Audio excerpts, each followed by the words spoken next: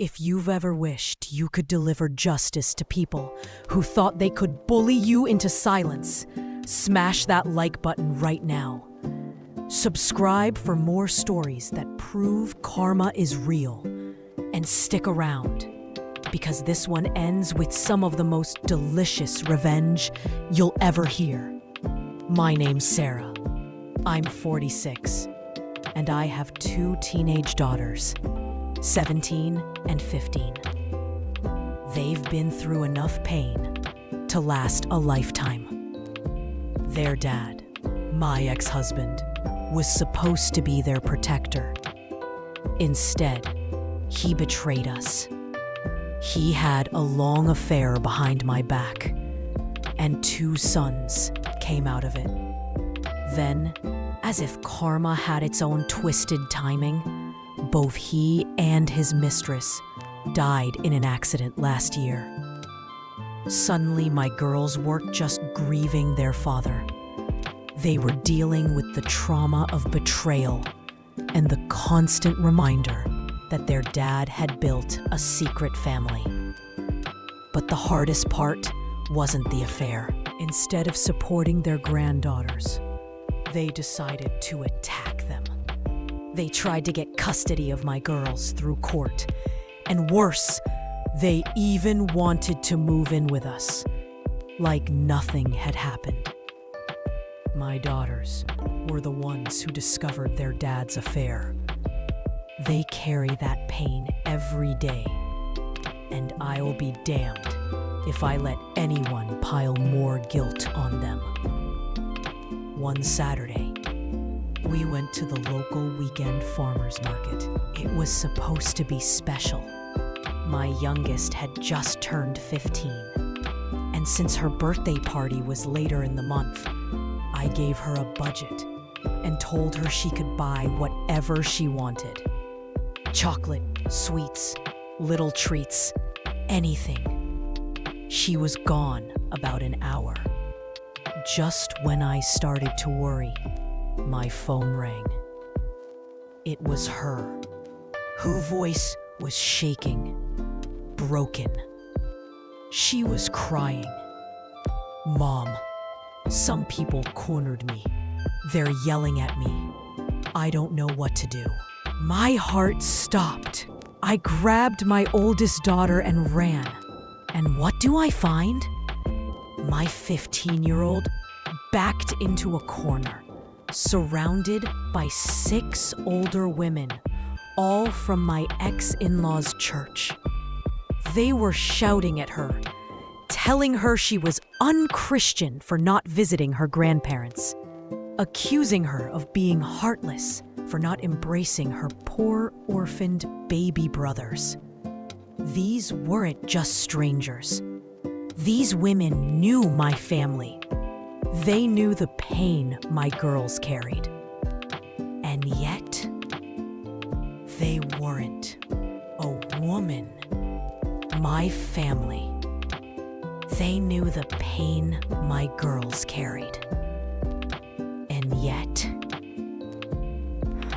they decided to gang up on a crying teenager in the middle of a public market. I shoved myself between them and my daughter.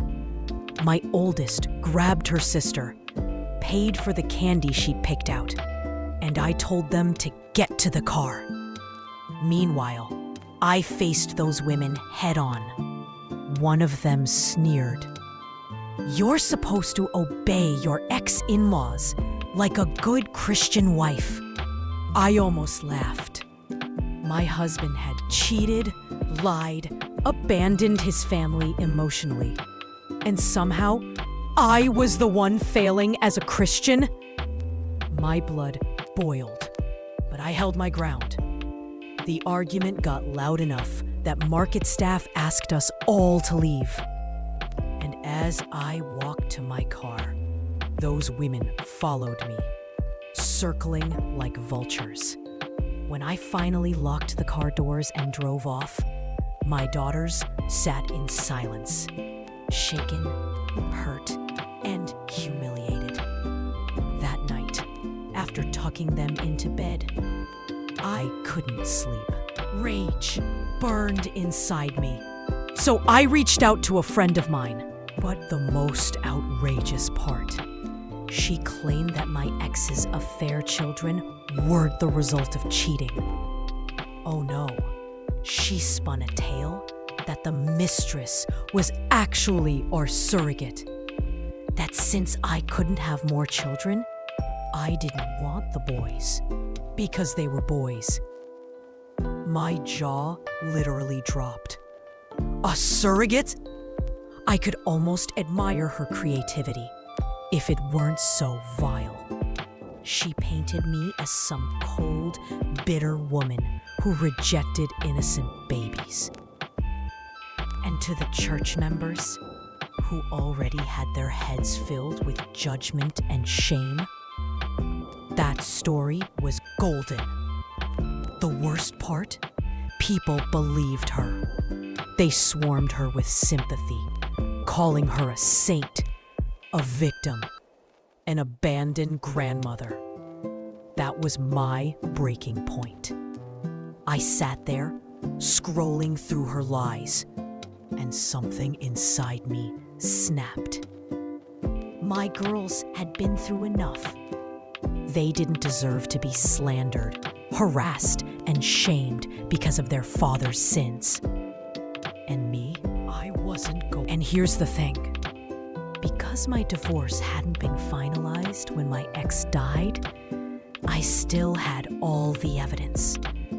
Every disgusting text, every humiliating photo, every message where his parents admitted to knowing about the cheating, where they bullied my daughters, where they called my girls bastards and blamed them for their father's death.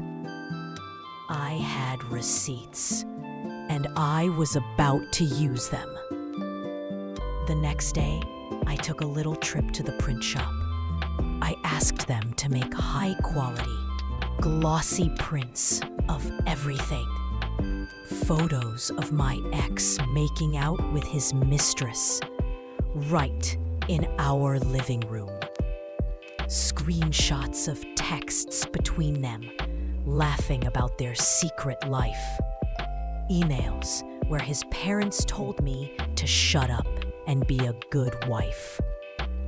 Messages where they bullied my daughters just days after their father's funeral. I wasn't done. I bought beautiful binders, neat, polished, almost holy looking. Then I spent hours putting them together. And right at the front, a big, crystal clear photo of my ex and his mistress kissing. Underneath, in bold letters, these binders looked exactly like the little hymn packets the church handed out for worship. And guess what? No one checks those. They just sit in a pile at the back of the church. That Sunday morning, I walked in quietly, slid my binders onto the stack, and left. By that evening, the gossip mill was on fire. The church Facebook page exploded. People were furious, not at me, but at my ex and his parents. They saw the photos, the texts, the proof. They saw the lies unravel. And let me tell you, the names they called my ex and his mistress, not even even more shocking, some of the same people who shamed me suddenly started sending my daughters apology letters. They admitted they'd been wrong. They invited us back to church, offering support. As for my ex-in-laws, they were ruined, publicly shamed. Whispers followed them everywhere. They were forced to leave the church altogether. My ex-mother-in-law even posted one final pity rant about how no one cares for the elderly anymore and how her great son would have taken care of her. Please, with what money? I was the breadwinner, not him. For once, the truth was out. And my girls, they finally got the justice they deserved. In the end, the people who had cornered my daughter in public were now running from the truth. The same church that they weaponized against us had turned its back on them. Their lies crumbled under the weight of cold, hard evidence. And for the first time since my ex's death, I felt something I hadn't in months. Relief, triumph, the satisfaction of knowing that my daughters saw their mom stand up, fight back, and win. Revenge doesn't erase pain. It doesn't undo betrayal. But sometimes, exposing the truth is the only way to set things right. My daughters learned that they don't have to carry shame for someone else's sins. And I learned that silence only helps the liars. If this story gave you chills, hit that like button and tell me in the comments what's the most satisfying revenge you've ever seen. Don't forget to subscribe for more true stories that prove karma always comes back around. Until next time, stay strong and never let anyone rewrite your truth.